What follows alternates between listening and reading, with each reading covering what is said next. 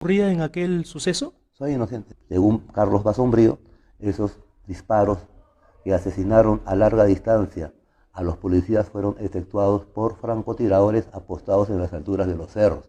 Eso no lo digo yo, sino lo ha dicho el ministro del Interior. Congresista José Daniel Williams Zapata, ¿no? ¿Qué participación tuvo él en el Andahuaylazo del 2005? Yo creo que él debería explicarlo. Mayor Antauro Humala, prensa extranjera hace mención ante esta crisis política peruana que al parecer habría una colusión entre el Poder Judicial, algunas instituciones del Estado y los medios de comunicación. ¿Piensa lo mismo? Para mí, ¿Elecciones 2026? ¿Por qué cree usted que lo consideran una amenaza en el tablero político? bueno, habría que preguntar quiénes son los que me consideran una amenaza. Y ellos, que son el cuarto poder, pero también putrefactos y son los principales culpables de la crisis que estamos viendo, obviamente me consideran una amenaza. Y está bien que lo consideren así, porque nosotros los vamos a desaparecer del mapa. Y está bien, sí, los estoy amenazando, los voy a amenazar, los voy a desaparecer del mapa a esta prensa, digamos, corrupta, que es parte de la desgracia del Perú. Usted siempre en sus discursos siempre ha manifestado, ¿no?, el tema de la pena capital para los corruptos y los traidores a la patria. Pero ¿no considera usted que de repente este discurso también podría ser restarle votos de repente en las próximas elecciones? ¿Qué opinión tiene usted sobre los medios de comunicación alternativos?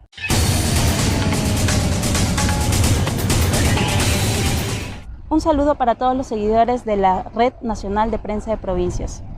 Nos encontramos en la ciudad de Abancay, departamento de Apurímac.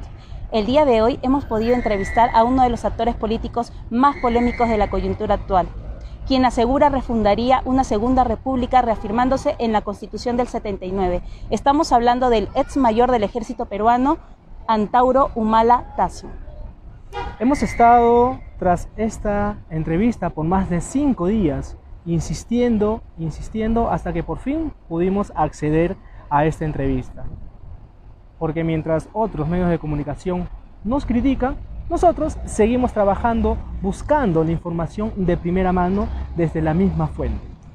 Nosotros somos prensa alternativa, nosotros somos la prensa del pueblo. Engibel Díaz y José Luis Manrique.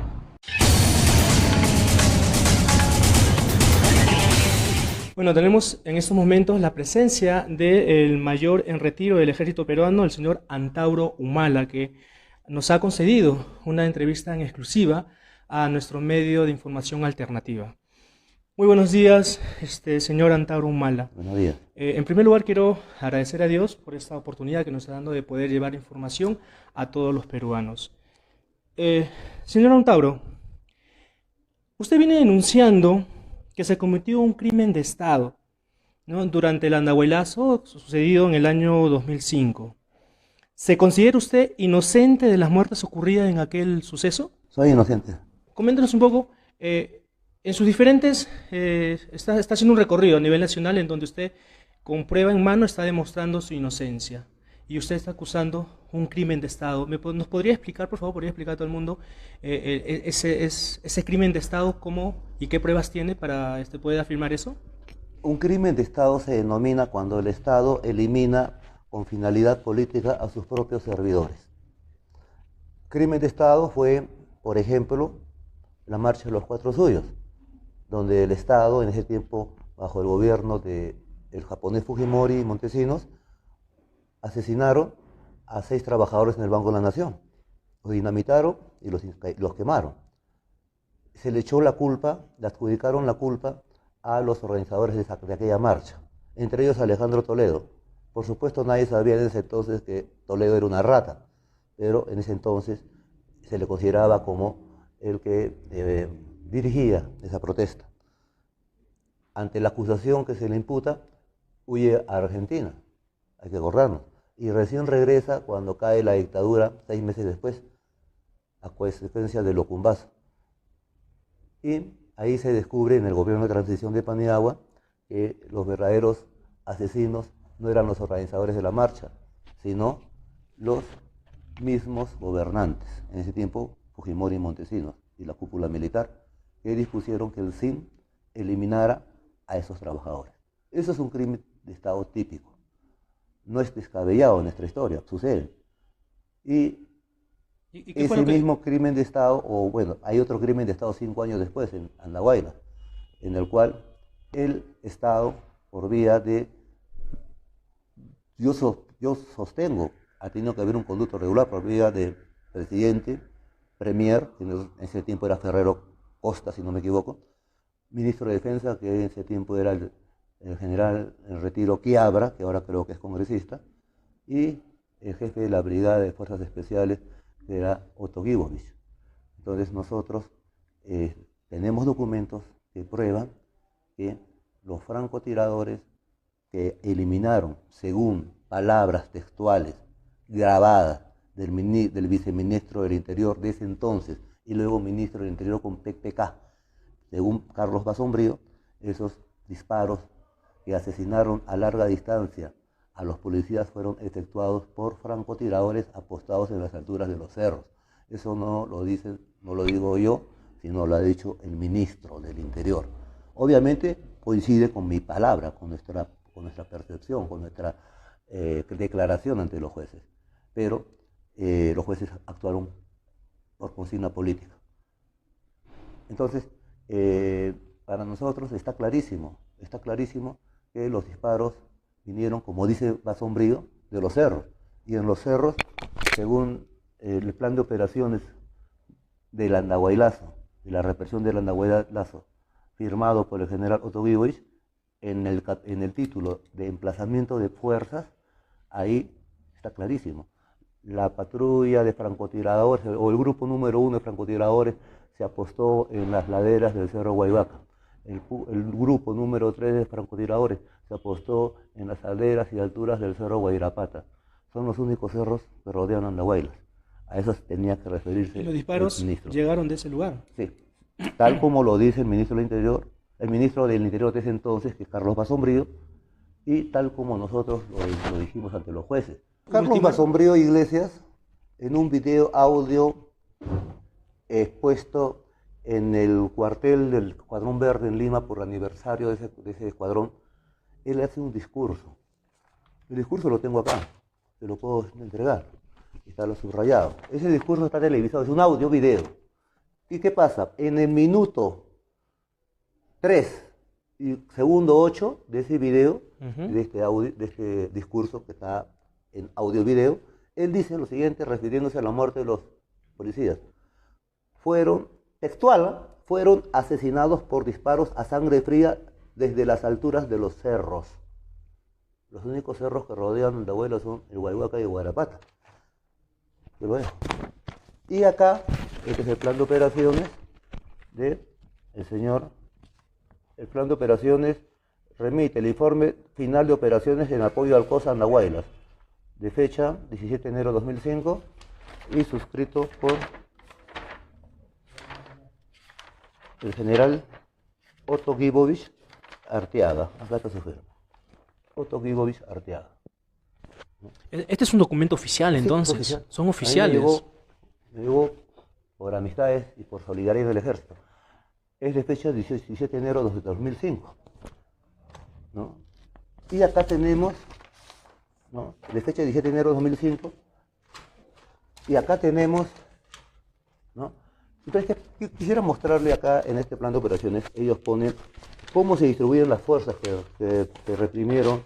Entonces, acá, por ejemplo, dice, al llegar a pendiente sur de Cerro Hueca, el equipo ocupó una posición aproximada de 400 metros de la comisaría en esta misión de reconocimiento, observación e información.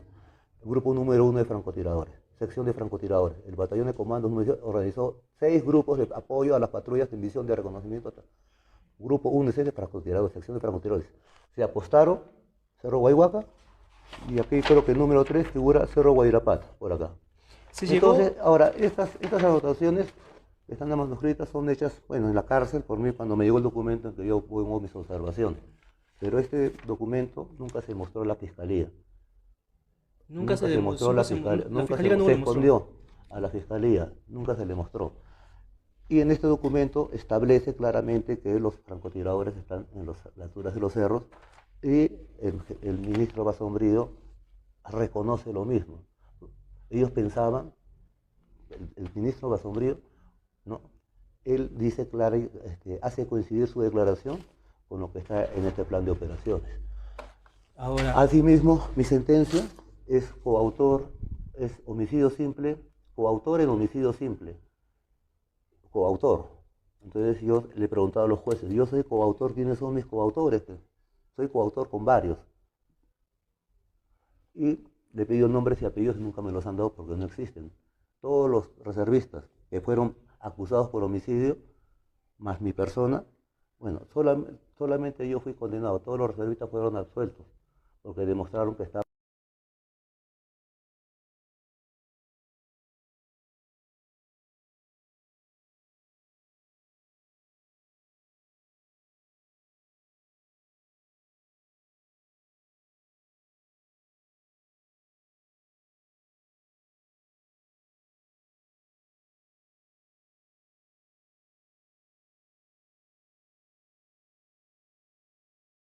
día antes, el resto de mi gente nos hicieron la prueba los dos juntos. Desde Renato salió positivo porque toda mi gente disparó. Yo no disparé porque era el jefe, no tuve la necesidad. Y en esos 4 días nunca disparé. pero a usted se le está condenando, claro, no por disparar, O pero sea, por ser el encargado, el jefe, por decirlo no, así. bueno, en la primera parte del juicio es como usted dice, me condenaron a 25 años por autoría mediata. O sea, sabían que yo no disparé, porque estoy negativo, pero yo, como él es jefe, como usted dice, mis subordinados dispararon bajo mis órdenes, entonces yo soy también coautor. No, a mí me pusieron autoría mediata en homicidio simple, en homicidio calificado. Y los dos autores mediatos eran Tito Palomino, un reservista X, y el famoso Centinela, que resultó ser un agente del Servicio de Inteligencia.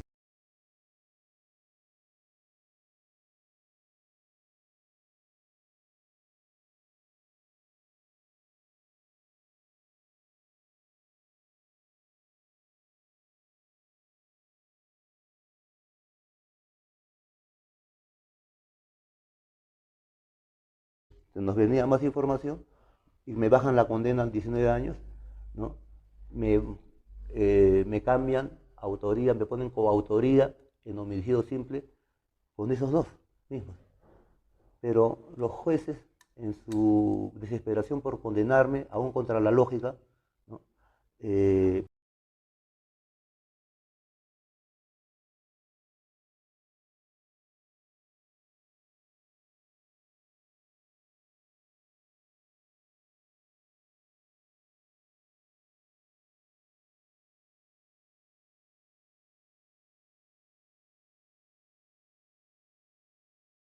Se quedó como tentativa de homicidio en ese Entonces caso. lo condenaron por tentativa, ya no por homicidio. Te fue absuelto de homicidio, era inocente de homicidio.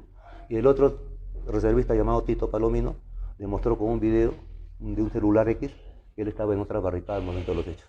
Fue absuelto. Entonces, eso se le pasó a los jueces, se le pasó al fiscal y también se le pasó a mis abogados. Recién cuando me quiero pagar mi reparación civil, mi abogada me dice, le digo, ¿con quién tengo que pagar mi reparación civil? Porque soy coautor de homicidio simple. Dame los nombres y apellidos de los otros coautores para ponernos de acuerdo y pagar entre todos la reparación civil, por lo menos al Estado. Y viene la doctora y me dice, todos tus coautores en homicidio han sido declarados inocentes, absueltos. Entonces yo estaba coautor en solitario, coautor sin Y eso no tiene coautores. lógica, pues, ¿no? Coautor con inocentes.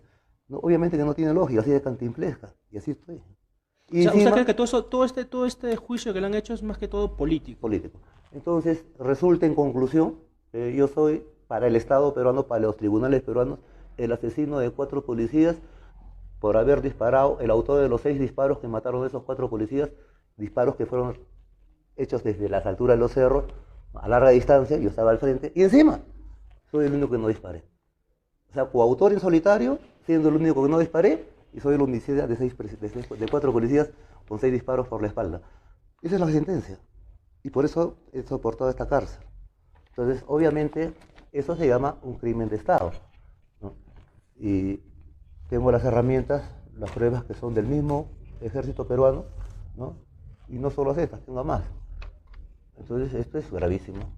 Esto es gravísimo porque involucra a un expresidente, ya no por ladrón, sino por crimen de Estado de lesa humanidad, ¿no? Involucra a un ministro, a un premier, que es Ferrero, involucra a un ministro de Defensa, que es Roberto Quiabra, involucra a un comandante general de entonces que era Muñoz, y involucra al general Guibovich, ¿no? Que hace este informe donde admite, ¿no?, que la ubicación de los francotiradores, e involucra también al general Williams, porque él está nombrado ahí, ¿no? Y es más, este documento es fechado 17 de enero.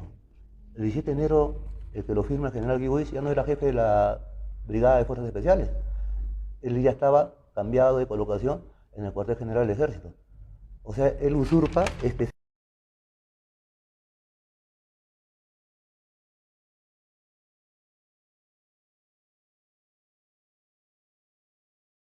sello. Ella no,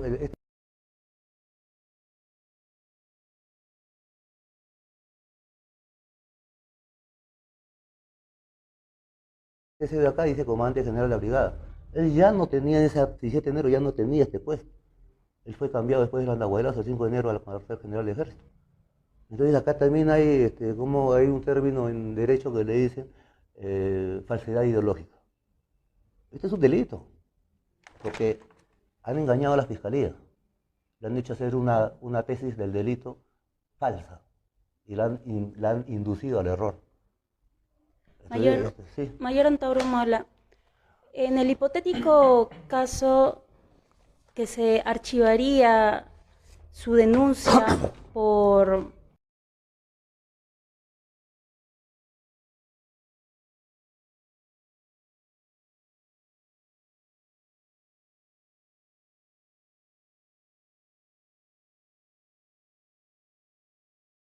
crimen de Estado, a pesar de las pruebas que se manifiesta o manifiesta dentro del plan de operaciones, ¿qué acciones tomaría? Buena pregunta. Bueno, yo creo que corresponde una demanda al Estado, no solo mía, también de los deudos de los policías muertos, porque esos deudos deben ser compensados con una indemnización por el Estado criminal. Esos son los deudos de las víctimas de un crimen de Estado. Eso es casi lesa humanidad. Y ahí involucra a un expresidente y una serie de personajes que aún tienen vigencia política. O sea, el andahuaylazo sigue vigente. Hablando de vigencia política, ya que estamos tocando este tema, y acaba de mencionar usted un nombre importante, por lo menos en la coyuntura política de hoy, porque estamos hablando que esta persona es el nuevo presidente del Congreso de la República. Estamos hablando del congresista José Daniel Williams Zapata, ¿no? ¿Qué participación tuvo él en el andahuaylazo del 2005? Yo creo que él debería explicarlo, pero acá tenemos algunos indicios en este documento del usurpador de funciones Otto Guibovich, que firma como comandante general de la brigada cuando ya no lo era, ¿no? Y aquí, él, en la relación con Guibovich, ¿no?, él pone, es una copia fiel, ¿no? Esto es una copia fiel, han copiado las mismas cosas, ¿no? Y él pone su relación de participantes, de oficiales y tropas que participaron en la develación de aquella rebelión. Él coloca el nombre de William Zapata. Aquí está, William Zapata. Ahí dice, relación nominal de personas que participaron en las operaciones Andahuaylas, enero de 2005, claro, que es el general división William Zapata Wilfredo. Ya, pero en la relación que hace el general Guibovich, omite el nombre de William Zapata. Acá está su relación de su plan. Entonces, él pretendió ocultar la participación de William Zapata. ¿Y eso a qué obedece? Obedece. Eso tendría que haber una comisión investigadora y preguntar por qué. Pero lo que le puedo decir es que cuando el comandante general del ejército, por orden del ministro de Defensa, que era Quiabra, que por orden de Toledo y de Ferrero ordena la develación del andahuaylazo, bueno, era legítimo, era el Estado, tenían que develar una rebelión, pero no cometiendo un crimen de Estado, matando a su gente, para desaparecer al partido no cacerista, enclaustrar a su líder y borrarnos del mapa político. Entonces, estamos viendo pues que... Es decir, el actual presidente del Congreso de la República en estos momentos ¿tendría también participación o también estaría dentro del grupo de personas que habrían cometido crimen de Estado en el 2005, en el evento del andahuaylazo? Según estos documentos, sí. Según estos documentos firmados por dos generales del ejército, ¿no?, sí. Es lo que dicen las evidencias. ¿Pero qué participación específicamente tuvo él? Mire, no, yo no lo sé. No sé si él disparó o ordenó disparar, pero aquí está su nombre entre los que participaron en el crimen de Estado. Y un general omite su nombre y otro general, quizás no coordinaron bien, lo coloca porque estuvo ahí. Acá está su nombre. Ahora, el general Williams en ese tiempo era jefe de la primera región militar, que queda en el norte. Y Guibovich era jefe de la brigada de fuerzas especiales que queda en Lima. Entonces, cuando le dan la orden a Guibovich que vaya con sus fuerzas a Andahuayla, vía aérea, para develar la rebelión, conjuntamente con otras unidades del ejército que acudieron al trashecho. Bueno, él, digamos, él pide un refuerzo, que lo refuercen.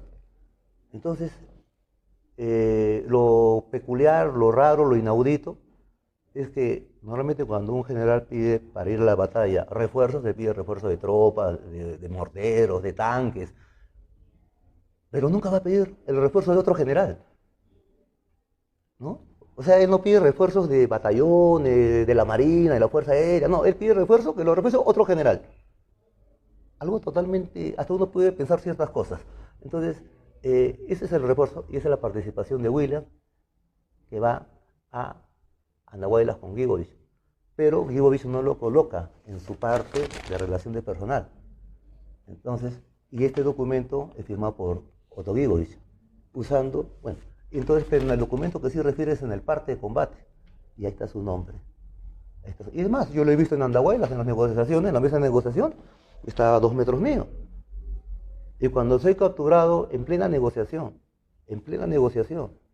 ¿no? También estuvo él presente. Cuando soy por orden del general Murazo, que era comandaba las operaciones, bueno, estaba también la comisión, que poco a poco se retiraron, me dejaron solo, y fue una emboscada y fui capturado. En plena mesa de negociación con comisión mediadora que se deserta en ese momento. Bueno, ahí estaba Williams también. Esos son hechos. Lo que estoy escribiendo son hechos, no son opiniones, son hechos. Ya que están los documentos. Entonces hay que tener en cuenta los antecedentes de Williams, ¿no? Él fue el jefe inmediato de Tel Murtado, que perpetró la matanza de Apomarca en 1985 en el pueblo en la región de Ayacucho. O sea, y al subteniente Hurtado lo han condenado a 25 años de prisión. Sospechosamente su jefe de compañía, que era su jefe inmediato, para ahí no hay autoridad inmediata, ¿no? Lo absuelve. Bueno, y también tenemos su participación en la recuperación de la embajada de Japón, ¿no? Ahí están los gallinazos, que ultimaron ya a un subversivo rendido y desarmado, y todavía lo ultiman amarrado, están los hechos. Entonces, y está también los gallinazos de Montesinos que participan ahí, como el coronel Guamán. Y él nunca deslindó de Guamán. Él dijo, no, que no se puede ensuciar la memoria de los comandos, etcétera, que lo estaba hostigando, ¿no? Pero nunca deslindó, nunca separó la paja del trigo, porque hubo irregularidades, ¿no? En la develación, porque se ultima a un prisionero desarmado y amarrado. Eso está probado. Y de eso no se investigó más, se ha tapado. Entonces hay que tener en cuenta que la embajada de Japón fue, digamos, fue para ellos, para el fujimorismo fue su batalla, fue su caballito de batalla para contrarrestar el desenlace que no fue positivo del CENEPA. Entonces, estamos viendo que, digamos, es el personaje preferido del fujimontesinismo, ¿no? Que hasta ahora sigue en el poder, porque estamos bajo la constitución de Fujimori y todavía la derecha tiene fuerza en el Perú. Por lo menos maneja el cuarto poder, que es la prensa limeña. Mayer Antauro Humala, prensa extranjera hace mención ante esta crisis política peruana que al parecer habría una colusión entre el Poder Judicial, algunas instituciones del Estado y los medios de comunicación. ¿Piensa lo mismo? ¿Puedes repetirme la pregunta, por favor? Que prensa extranjera hace mención que ante esta crisis política peruana de corrupción, de hostigamiento, de acoso judicial, al parecer habría una colusión entre el Poder Judicial, entidades del Estado y los medios de comunicación. ¿Está de acuerdo? Totalmente. Yo creo que es evidente. Evidente, o sea, eso ya está más que confirmado para usted. Para mí está a la vista. Basta leer los periódicos, basta ver la televisión limeña y ver también las actitudes de la Fiscalía y del Poder y del Judicial. Poder Judicial. Pero quiero decir también, es que en el Estado peruano los tres poderes están en una crisis de putrefacción tremenda. No se sabe cuál es más putrefacto que el otro. ¿Esto qué indica? Si los tres poderes del Estado están putrefactos, ya envilecidos y ya sin remedio, eso quiere decir que este Estado, que esta República, está agonizando. Y hay motivos para ello, ¿no? 6 presidelincuentes presos o perseguidos o suicidados en el último tercio de siglo. La Constitución pro extranjera, que con el COVID se demostró que el crecimiento económico peruano era una falacia, ¿no? Entonces, hay motivos para que el pueblo se resienta y el sistema deje de funcionar. Entonces, ¿esto qué quiere decir? Que no es una crisis de gobierno, esta es una crisis de república. Por eso que yo propongo, de una vez, esta república debe de fenecer. Ya la corrupción ya la hubo, y hay que refundar la república, y para refundarla se requieren hechos históricos de contundencia y escarmiento, para moralizar. ¿Y a quiénes? A la cabeza, a los que llevaron a nuestro pueblo a esta situación en que estamos. Entonces, ¿qué tiene que ver la pena capital? Y según la Constitución del 79, se les aplica inmediatamente, y ahí se convoca una asamblea constituyente, un nuevo contrato social, que refleje lo que queremos para la Segunda República. Segunda República. Hablando sobre este tema, señor Antauro Humala, ¿usted va a ser candidato presidencial en las próximas elecciones 2026? No sabemos cuándo van a ser las elecciones, a ciencia cierta, pero sí. Sí, va a ser candidato. O sea, desde ahora ya está confirmando que va a ser candidato. Entonces. Mayor Antauro Humala Tazo, ¿por qué cree usted que lo consideran una amenaza en el tablero político? Bueno, habría que preguntar quiénes son los que me consideran una amenaza. Y los que me consideran una amenaza no son la población de Andahuaylas, de Abancay o del sur del Perú. Los que nos consideran una amenaza son los mismos que amparaban y eran ayayeros de los presidelincuentes. Y ahí están también este cuarto poder limeño, cuyos dueños desfilaron por la salita del CIM, ¿no? Y ellos, que son el cuarto poder, pero también putrefactos y son los principales culpables de la crisis que estamos viendo, obviamente me consideran una amenaza. Y está bien que lo consideren así, porque nosotros los vamos a desaparecer del mapa. Entonces, la vida de ellos es la muerte mía, y la vida mía es la muerte de ellos. Es una ruptura total. Y está bien, sí, los estoy amenazando, los voy a amenazar, los voy a desaparecer del mapa a esta prensa, digamos, corrupta, que es parte de la desgracia del Perú. ¿Considera tendría respaldo de gobiernos progresistas latinoamericanos para refundar una segunda república en el Perú? Sí creo que tendría ese respaldo. Estoy totalmente seguro. ¿Qué países más o menos pensaría usted que van a respaldar su visión de nueva república cuando usted pues asuma posiblemente la próxima presidencia en el Perú? En este mundo multipolar, estoy seguro que hasta Estados Unidos, China, Rusia, las grandes potencias del mundo, no tienen por qué no reconocerlo. Francia está en su quinta república, con De Gaulle. La primera república fue después de la Revolución Francesa, ¿no? Muchos estados se refundan. Y es parte de nuestra soberanía. Hay hechos nosotros no damos por descontado el reconocimiento, porque es parte interna de nuestra política y cada estado debe respetar al otro estado. ¿Usted cree que el Congreso de la República está buscando la forma de evitar su candidatura a la presidencia? Porque estamos viendo que están armando un proyecto de ley para, en este caso, para que los sentenciados a homicidios no puedan participar en las elecciones, y ahora vemos que curiosamente nosotros sabemos que en política nada es casualidad. ¿Cree que todo eso es parte de repente de querer evitar su candidatura? Totalmente evidente. Sin embargo, yo desafío al Congreso a que lo haga. Si lo hace, bueno, tendremos que hacer una marcha sobre el Congreso desde todas las partes del país, y yo la convocaré. Entonces, desafío al Congreso que lo haga. Mayor Antauro Humala, usted viene manifestando su rechazo a la Constitución del 93. De regresar a la Constitución del 79, ¿en qué aspectos cambiaría la realidad peruana? Primero, porque restableceríamos el orden constitucional, porque la actual Constitución, como bien he dicho, es casi un papel higiénico porque no contiene firma alguna y además en su texto es antinacional, porque promueve el interés extranjero sobre el interés nacional. Esa es su gran falla.